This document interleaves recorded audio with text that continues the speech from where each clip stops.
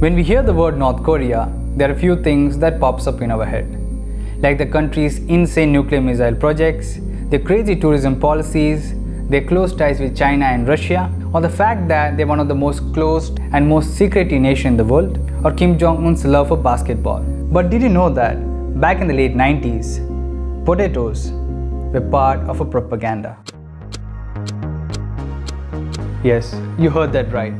Potatoes were part of a propaganda. But those were old stuffs, and why are we discussing that right now? Because an interesting fact is that for the past couple of weeks, North Korean state media has been showing a lot of contents on potatoes.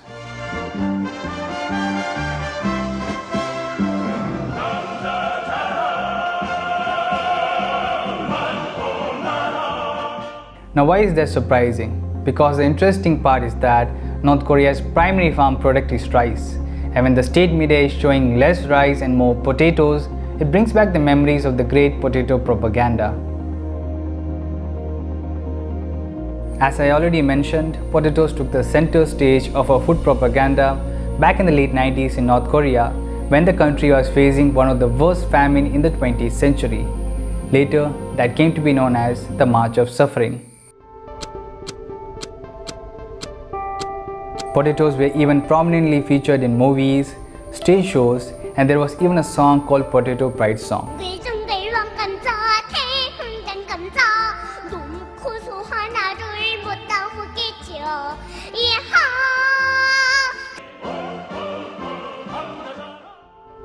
Now this all seems very interesting, but for the experts who have been observing North Korea for the past several years, they feel that these latest developments might be a sign of a major food crisis in the country.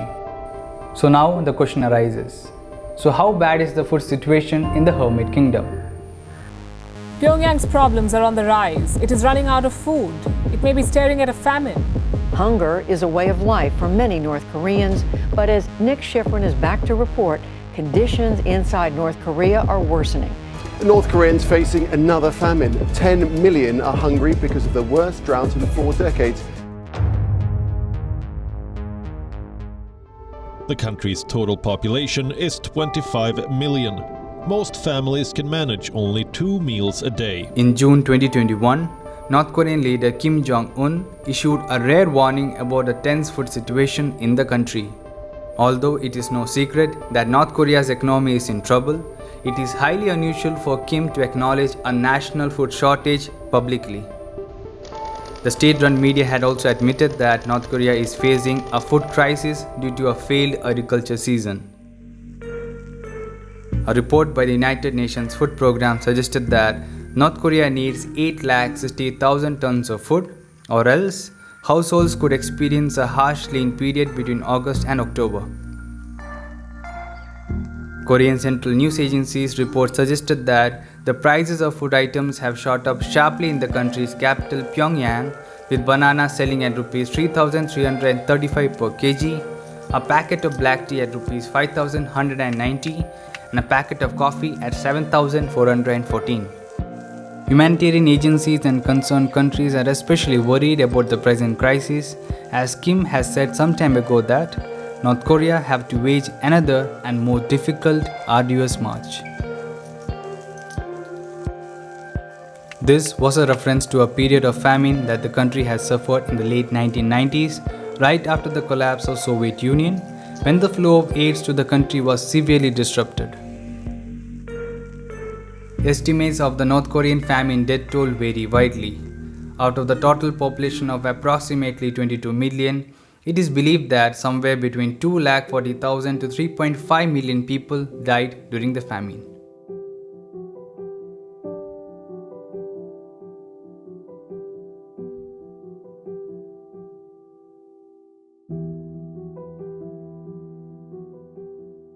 From 1994 to 1998, North Korea experienced one of the worst famine in the 20th century. In history, it is known as the March of Suffering. Because of their close policy, we do not know the exact number of deaths. It is believed that approximately 2.5 to 3.5 million people might have died during this famine. There are a number of internal and external factors for this famine. A series of floods devastated most of the rice crops of North Korea. That was one of the reasons for this famine. And most of the time, this flood were followed by droughts.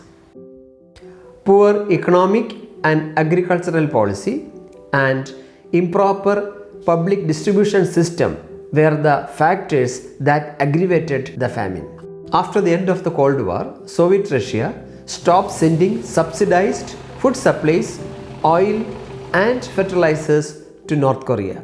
This situation pushed North Korea to a famine. Recently, there are some new reports about another famine in North Korea. By looking at the history of North Korea and this pandemic situation and economic sanctions faced by North Korea, we cannot rule out the possibility of a new famine.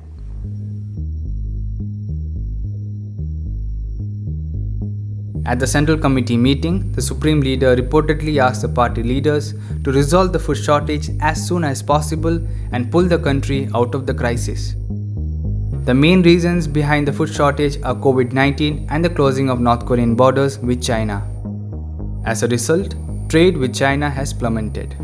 In fact, North Korea relies heavily on China for food, fertilizers and fuel. Apart from this, North Korea is also reeling from international sanctions imposed on it because of its nuclear programs. Meanwhile, North Korea has told WHO that it has tested more than 30,000 people for COVID-19 till June 10th but has yet to find a single infection. But experts widely doubt North Korea's claim given its poor health infrastructure and porous borders with China.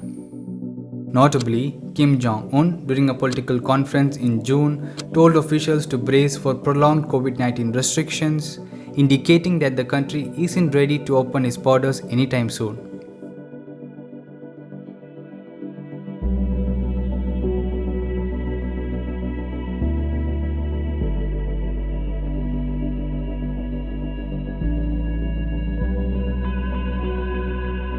COVAX, the global vaccine sharing initiative, said in February that North Korea could receive 1.9 million doses in the first half of the year. But those plans have been delayed due to global shortages. North Korea's attempts to prevent a COVID-19 outbreak have contributed to one of the worst economic crises in its 73-year history. Amid shortages of food and medicines and warnings of rising unemployment and homelessness.